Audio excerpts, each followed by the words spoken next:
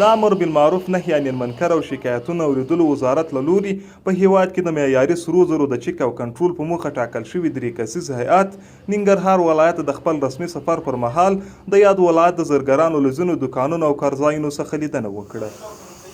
یاد 3 کسیز هیئت چې مشري د پلازمینې کابل شهري ریاست د محتسبینو رئیس مولوي معلم جان مسلم پر غاړه وه چې پکې د وزارت د مقام سکرتر مولوي محمد طارق او د وزارت د اطلاعاتو رئیس مولوي عبدالغفار سباون ګډون درلود. د پلازمینې کابل د زرګرانو د اتحادیې په مرسته یې د ننګرهار ولایت له ځینو دوکانونو او د سرو زرو له کارځایونو د تخنیکي ټیم په مرسته لیدنه وکړه. له کابل څخه ورغلی هیئت د تخنیکي ټیم په مرسته نږدې پر 40 دوکانونو او کارځایونو وګرځېدل. د هغوی د کار او د موادو د کیفیت څارنه یې وکړه.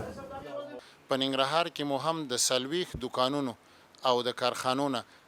بعضې دوکانونه او د کارخانونو هغه مال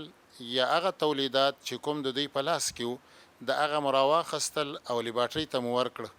نو الحمدلله څه ناڅه دلته هم نتیجه ښه راووتله. هیئت د وزارت د حکم پر اساس په دې لیدنه کې د سرو زرو هغه دوکانونو او کارځایونو وتړل چې له ټاکل شوي معیار سره سم اجناس یې بازار ته نه وړاندې کول. هغه دوکانونه چې کوم په معیار برابره نه وه یعنی د 18 معیار کم و 14-15 و نو هغه دوکانونه مو بند کړه هغوی ته مو قانوني سزا ورکړه قانوني چلند ورسره وشه او بو دوکانونه یې مهرلاک شو. په دې پار په یاد ولایت کې د زرګرانو د اتحادیې رئیس حاجي ممتاز وایي چې څو ځله یې له دې وړاندې هټیوالو ته د امیر المؤمنین حفظه الله فرمان او د امر بالمعروف نهي عن المنکر وزارت مکتوبي ویناوې رسولي خو یو شمېر یې بیا هم زرغړونه کړې او له معیار سره سم اجناس بازار ته نه وړاندې کوي. دا یو متحد المال مکتوب و چې د نن 9 میاشتې مخکې تقریبا د امیر المؤمنین د فرمان په اساس باندې شاید شو چې په غونډ هیواد کې باید سره زر د خپل عیار سره برابر سټینډر شي. یو څه تعداد دوکانونه چې دغه د سلګ د عیار نه کم چې هغې ته د امر بالمعروف د ګډ کمیسیون لخوا نه سزا ورکول شوله چې 3 ورځې به دوکانونه مهرلا کیږي. په دې تړاو د یاد ولایت د امر بالمعروف رئیس مولوي محمد زاهد وفا وایي ټول هغه کارونه چې اسلام بد او ناوړه بولي دوی یې د مخنیوي هڅه کوي. کوم شی چې بشریت او انسانیت ته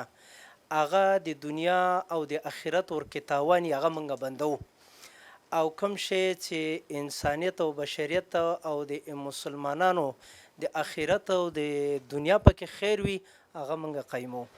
دغه راز د یاد ولایت ځایي اوسیدونکي د امر بالمعروف وزارت دا کړنه ستایي او زیاتوي چې له دې سره به معیاري اجناس بازار ته وړاندې شي او په دې برخه کې به د تقلب مخه ونیول شي. د یادولو ده چې نږدې 1 میاشت وړاندې یاد هیئت د پلازمینې کابل حمید تجارتي مرکز له ځینو دوکانونو او کارځایونو د چک او کنټرول په موخه لیدنه وکړه